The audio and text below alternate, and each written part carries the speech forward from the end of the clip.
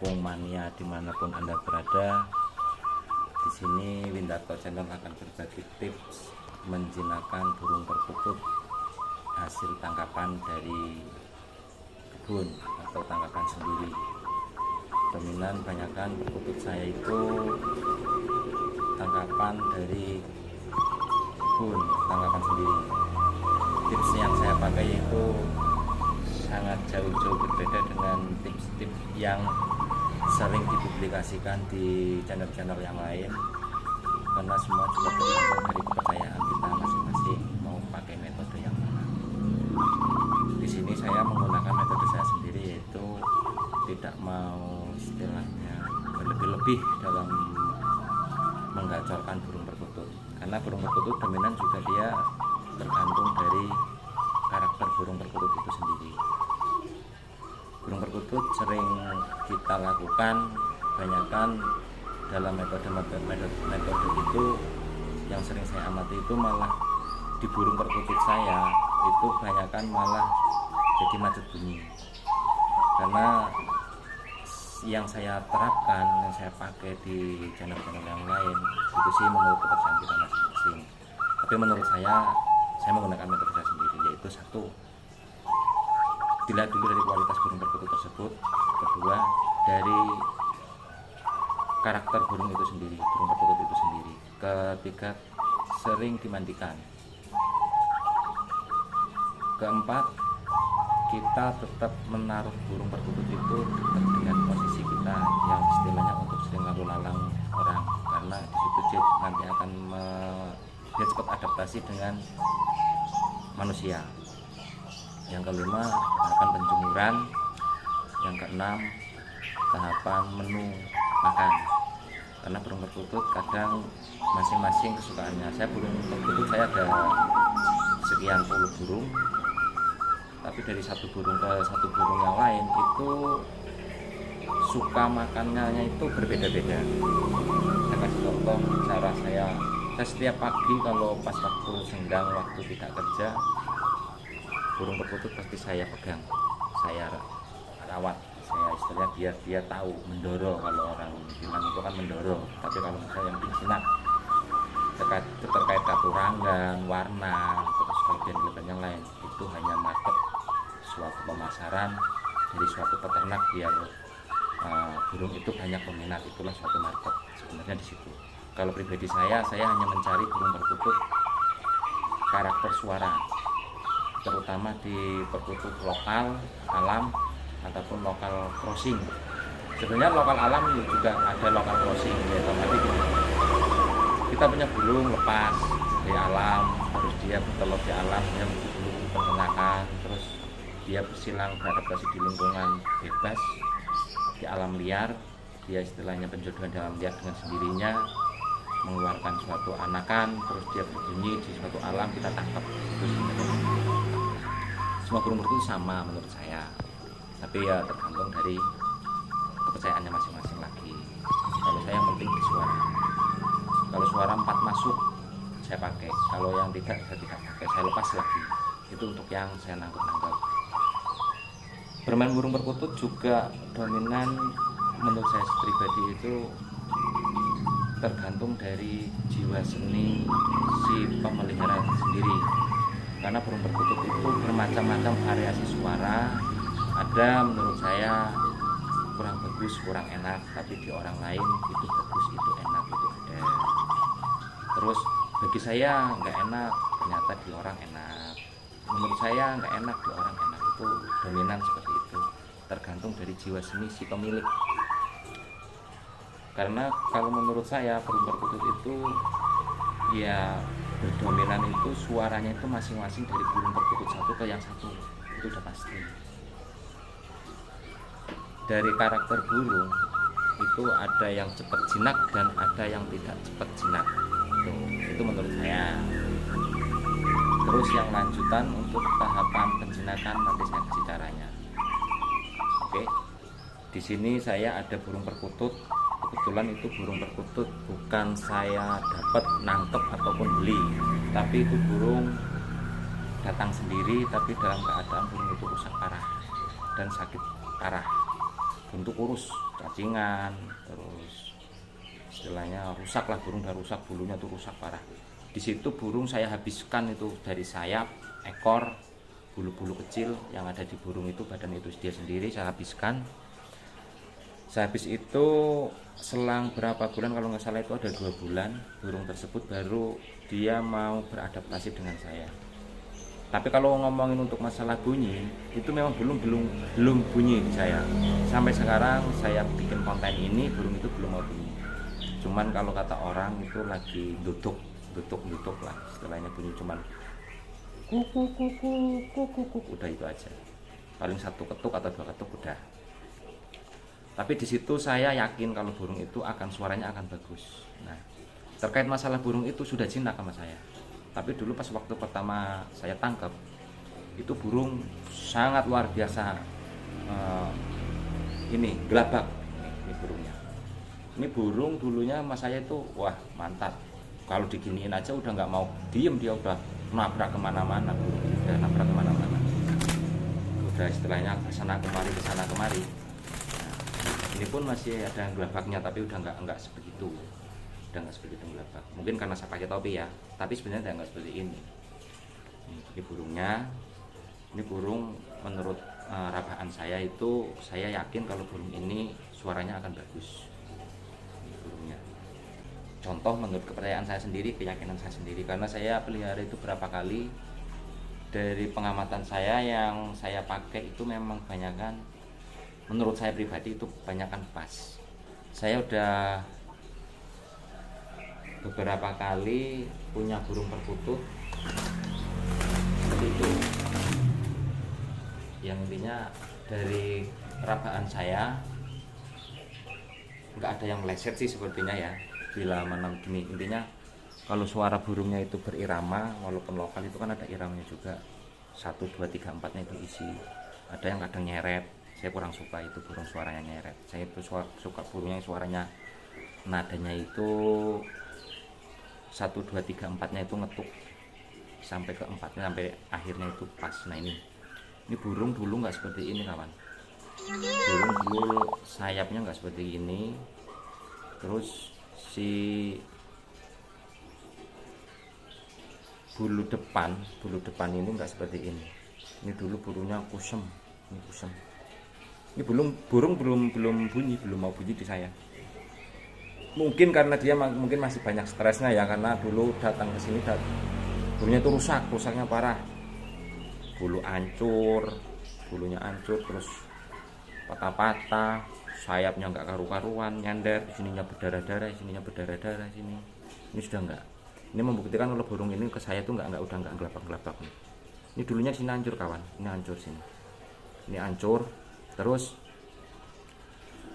ekor ini dulu ini kan patah-patah, sebagian patah. Ini saya cabut semua, sayap saya cabut semua. Mungkin karena pita suaranya ini kan ngaruh. Kalau burung merpati, kalau lagi perpal ngaruh di tenaga, turunnya kurang. Terus performanya juga kurang. Mungkin kalau di perkutut performa dari suara mungkin juga berkurang. Yang biasanya suaranya keras, dia nggak keras. Suaranya kenceng, dia nggak kenceng. Suaranya ngebas, dia nggak ngebas. Jadi suaranya cuma esek-esek itu aja. Nah kalau menurut saya, ada orang bilang supitnya harus begini, itu memang benar, supit terkait supit. Tapi jangan salah, burung merpati pun ada yang capit udangnya itu renggang, terus itu jantan, itu juga ada. Nggak jauh beda dengan perkutut pun ada kok.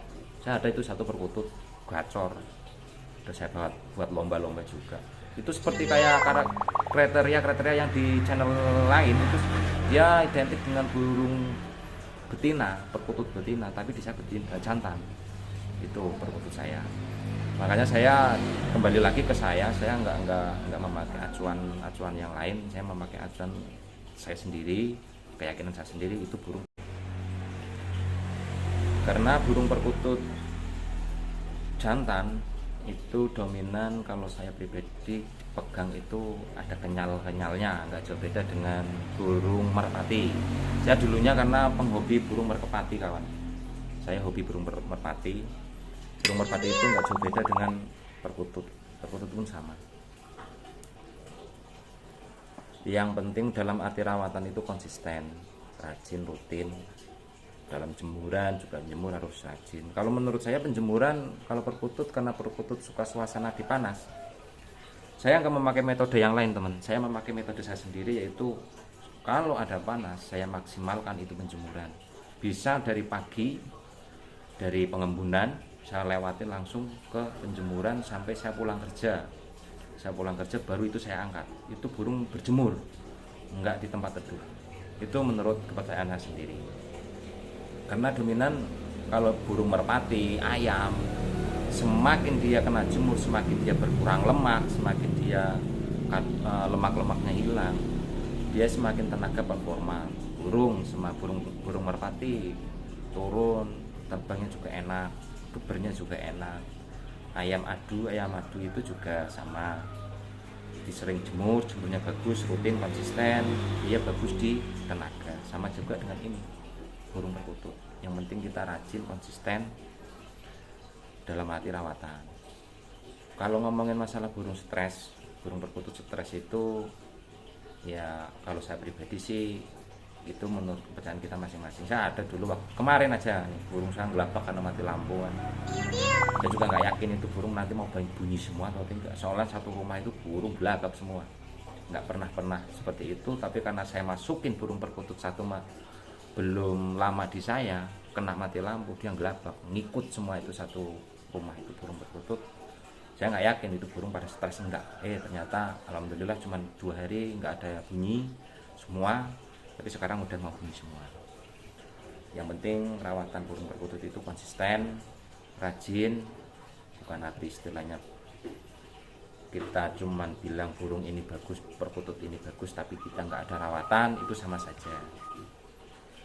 Bagus, bagus, bagus. Itu lokal tangkapan saya sendiri. Itu burung-burung saya. Nah, saya burung perkutut saya itu banyak kan mempunyai ciri khusus di pribadi saya. Yang saya suka itu burungnya, kalau saya itu sukanya yang pendek. Ada kan yang suka orang burungnya panjang gede gitu kan. Kalau enggak, saya enggak. Saya sukanya itu burung perkutut tuh yang pendek, badannya pendek tapi jantung enggak panjang. Yang penting kalau saya prinsip burung pendek, bulat seperti jantung, terus dia sampai ujung sini ada dagingnya, dipegang begini kan ada rasa kenyalnya gitu. Kalau dipegang gini ada kenyalnya. Terus di saat burung perkutut dipegang, matanya itu begini, seperti ini kalau saya sukanya. Ini mata perkutut, nah, saya seperti ini, antara titik hitam dengan putih. Itu kalau saya itu sukanya yang warna putihnya itu dominan lebih banyak, lebih tebal, lebih terang daripada si hitam. Itu saya. Terus ekor, kalau ekor ada yang bilang ekornya itu yang suka yang panjang-panjang ya kan. Tapi kalau saya pribadi suka ekornya itu yang pendek. Jadi ekor ini sesuai dengan badan. Kan ada kadang burung perkutut badan pendek, ekor panjang. Itu menurut saya suaranya itu kurang bagus, kurang keras. Kalau saya jujur aja burungnya itu suaranya kencang, menarik, itu saya suka. Karena ya kalau menurut orang Jawa, orang tempat saya itu sukanya itu gimana sih, kalau pas dikerek ataupun dia pas lagi manggung gayer itu lepas, terdengar itu jauh, nggak istilahnya radius. Mungkin kalau dari sini, dari tempat saya kerja itu kurang lebih ada 500 meter lah. 500 meter itu nggak ada ya, istilahnya mencapai 300 meter itu burung masih kedengaran. Itu yang saya suka di situ. Kalau burung tipe-tipe seperti itu, saya banyak yang saya lepasin kok burung perkutut, saya kasihin ke tetangga-tetangga, itu sangat banyak. Bukan berarti saya kemana-mana, tapi memang aja saya kasihin daripada saya lepas. Karena kadang kan ada burung perkutut nanti bagus suaranya, sekarang belum, itu juga bisa. Tapi kalau mas saya udah saya pegang, sudah saya rawat, karakternya seperti itu aja, udah tetap saya lepas tuh, biar di alam bebas. Nah, kalau saya burung perkutut tuh karakternya seperti ini kawan. Nih. Dari posisi badan tuh seperti ini badannya. Kalau dari posisi badan itu seperti ini, jantung, badannya jantung, seperti jantung pisang, itu yang saya suka. Terus dari bulu, warna bulu itu yang warnanya nggak ada merah-merahnya, itu saya nggak suka. Saya warnanya suka yang begini, lokal tapi gaya bulunya itu kayak bulu Bangkok, bulu perkutut Bangkok ternakan gitu. Padahal itu lokal, itu yang saya suka. Kalau ada yang warnanya kan ada kadang bulunya itu ada warnanya yang agak coklat tua itu saya nggak suka.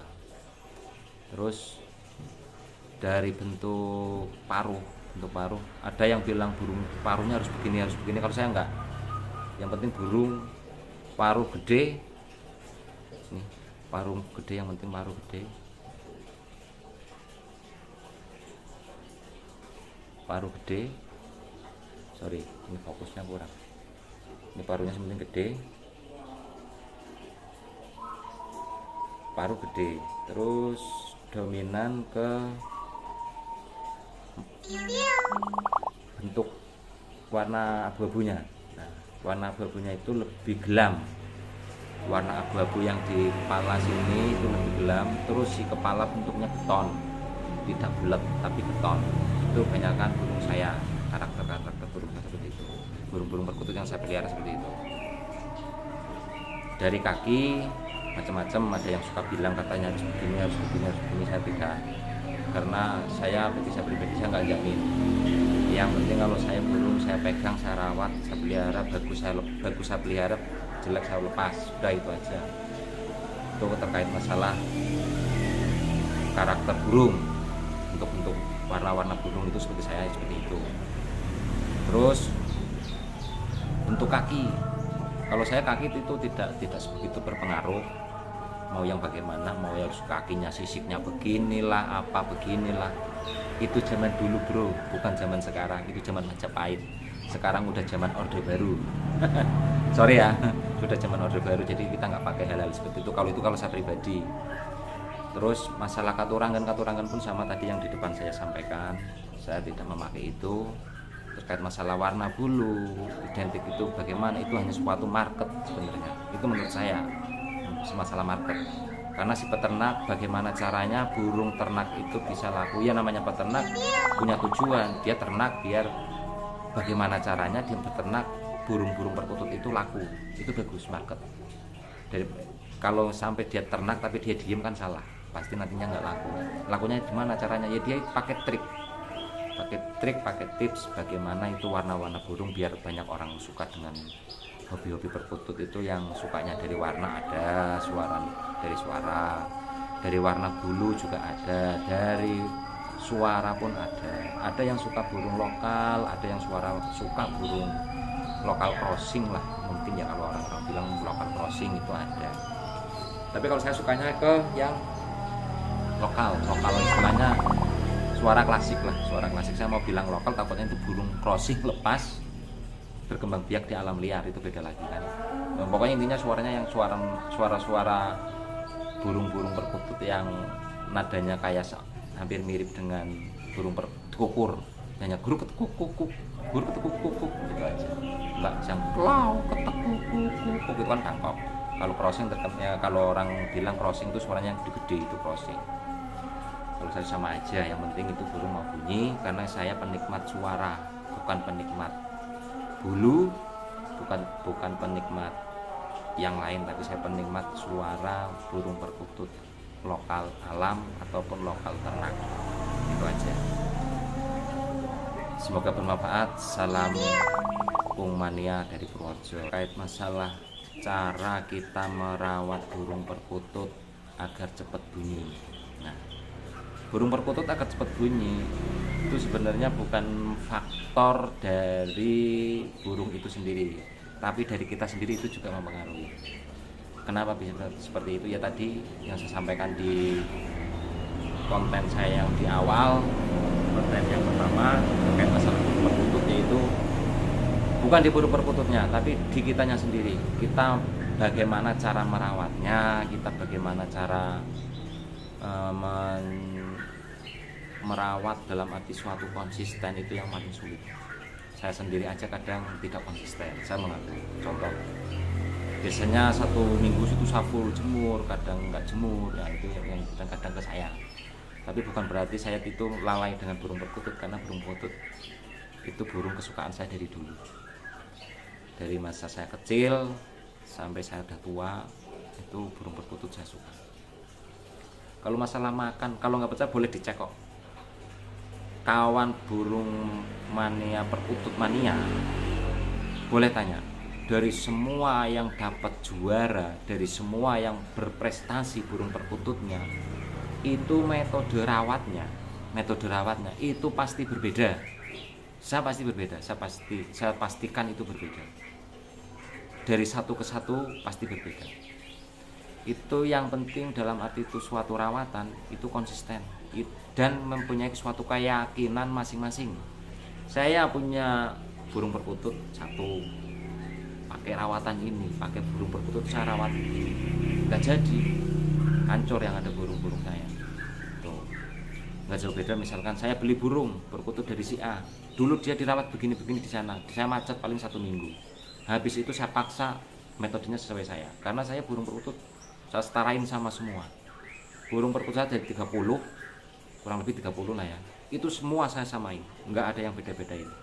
Cuman dari makanan memang saya bedain.